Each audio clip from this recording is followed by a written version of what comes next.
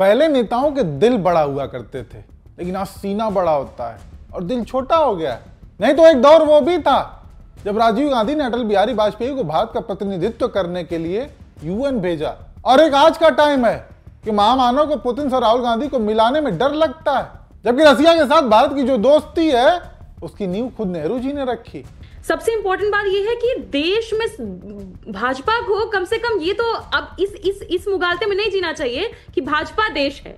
भाजपा एक सत्ता में बैठी हुई पार्टी जरूर है, लेकिन वो आधा हिस्सा है, आधा हिस्सा विपक्ष है, और सत्ता पक्ष और विपक्ष मिलकर ही लोकतंत्र को मजबूत करते हैं। और जो रशिया के साथ हमारी दोस्ती है, वो इंडो सोवियत का जो फ्रेंडशिप है, उसकी नींव तो नेहरू जी ने रखी थी। जिस लेगेसी की बात पूरा विपक्ष आज कर रहा है, क्या उस लेगेसी का हिस्सा ये नहीं था कि विपक्ष में होते हुए अटल बिहारी वाजपेयी जी को बाहर भेजने वाले, यूएन में भेजने वाले राजीव गांधी जी थे, नरसिम्हा राव जी के दौरान भी वो गए। इनफैक्ट अटल बिहारी वाजपेयी जी भी इस लेगेसी को फॉलो करते थे। लेकिन प्रॉब्लम ये है ना कि तब नेताओं के दिल बड़े हुआ करते थे, अब सीना बड़ा होता है, दिल छोटा हो गया है, यही समस्या है। और मैं ये भी कहूंगी कि ये दुर्भाग्य है देश का कि हमें ये दिन देखना पड़ रहा है। वरना आप मुझे ये बताइए नविका जी कि अगर सरकार के पास इतना समय है कि मीडिया हाउसेस के सामने बिठा दिया जा रहा है पुतिन को, तो क्या ये मतलब, और दूसरी तरफ तो राहुल गांधी जी है जिनकी तो क्रेडिबिलिटी है भाई, जनता से चुन करके आए।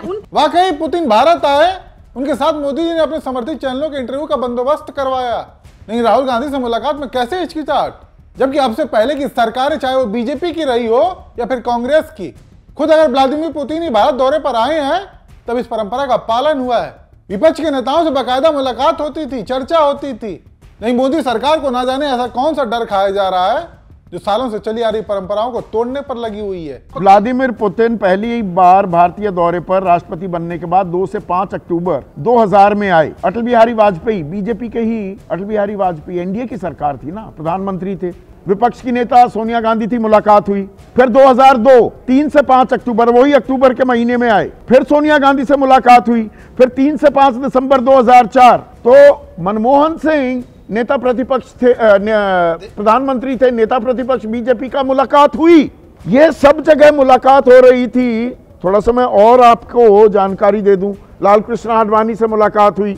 2012 में सुषमा स्वराज से मुलाकात हुई व्लादिमीर पुतिन की, पर 2014 में तो हुई। 2014 के बाद जब व्लादिमीर पुतिन आते हैं नेता प्रतिपक्ष से या विपक्ष के नेता, 2 बार तो नेता प्रतिपक्ष कोई था नहीं, विपक्ष के नेता से मुलाकात ही नहीं हो रही। पुतिन से मुलाकात वाले मुद्दे पर मोदी सरकार और बीजेपी की क्लास अब खुद पत्रकार लगा रहे हैं। ऐसे में एक बीजेपी का प्रवक्ता कुछ ऐसे तर्क देने लगा जिसके बाद पत्रकारों ने उसे चौतरफा घेर लिया और उसकी बोलती बंद हो गई। आपको सुनने के बाद तो ऐसा लगता है कि ये एक सोची समझी रणनीति के तहत राहुल गांधी और खड़गे को नहीं बुलाया गया। चलिए, राहुल गांधी आपके लिए वो मैच्योर पॉलिटिशियन नहीं हो सकते हैं। उन्होंने बहुत ऐसे बयान दे दिए हैं बाहर कि उनको डेमोक्रेटिक सेटअप में और डेमोक्रेसी में और इंडिया में ही भरोसा नहीं है। खड़गे साहब को क्यों नहीं बुलाया?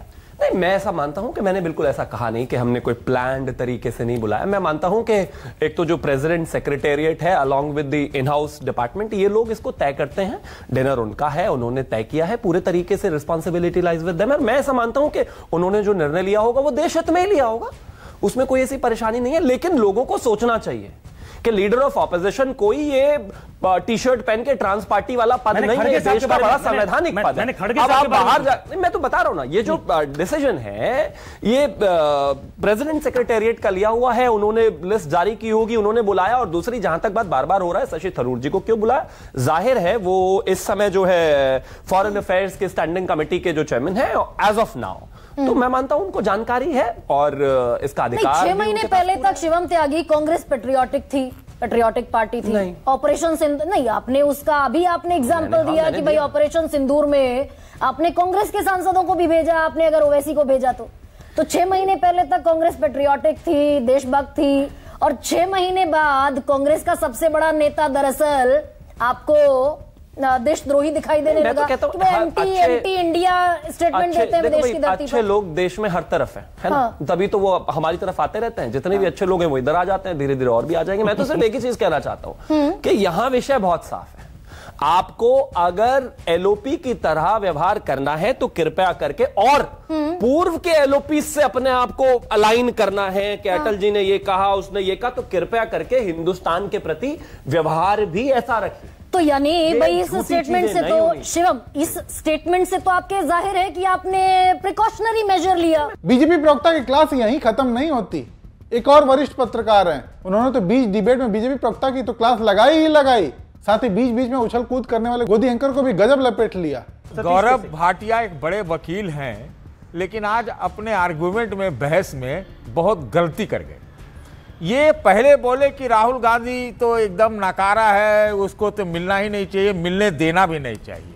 फिर अभी जो है लेके आ रहे थे कि वियतनाम से मिले, फलाना से मिले, ठिकाना से मिले, तो ये विरोधाभास है कि नहीं? पहली बात, अगर 4 लोगों से वो मिल गए पिछले साल, तो ये आपने अपराध किया उनको इजाजत देके, नंबर 1। और 328 आए, एक कांग्रेस वाला दावा कर रहा था कि 328 आए, उसमें आप 4 से तो मिलवा दिए, इनसे क्यों आप अलग रख रहे हैं? भाई मैं एक बात कहना चाहता हूं, एक्चुअली सुनिए, रुकिए। भारतीय जनता पार्टी में ना एक हमें कहे न कहे कभी कभी इंफीरियोरिटी दिखती है, जिसको ये मस्क्यूलर लेप से ढकने की कोशिश करते हैं। अरे इतना इनसिक्योर होने की क्या जरूरत है?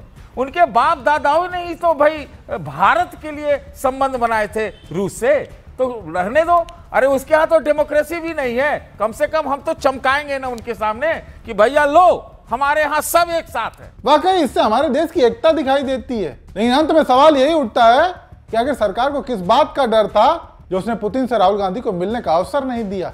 बाकी एक चालाकी इन लोगों की ये भी देखिए कि कांग्रेस के एक नेता हैं जो इन दिनों मोदी सरकार के कसीदे पढ़ते हुए देखे जा रहे हैं, यानी शशि थरूर।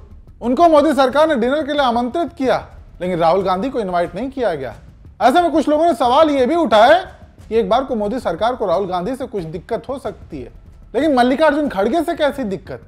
आपने उन्हें भी आमंत्रित नहीं किया। किया तो उन्हें किया जो कांग्रेस में रहते हुए भी बीच बीच में आपके गुणगान कर दिया करते हैं, जिनकी संभावना जताई जा रही है कि वो कभी भी कांग्रेस से बीजेपी में शामिल हो सकते हैं।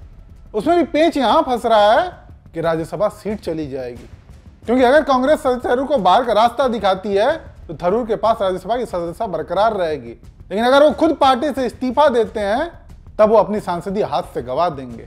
खैर, मुद्दे से न भटकते हुए आज का सवाल वही है कि ऐसी क्या वजह रही जिसके चलते मोदी सरकार ने पुतिन को राहुल गांधी से मिलाना उचित नहीं समझा। ऐसे में आप दर्शक इसके पीछे की क्या वजह मानते हैं? कमेंट करके अपनी राय जरूर बताएं।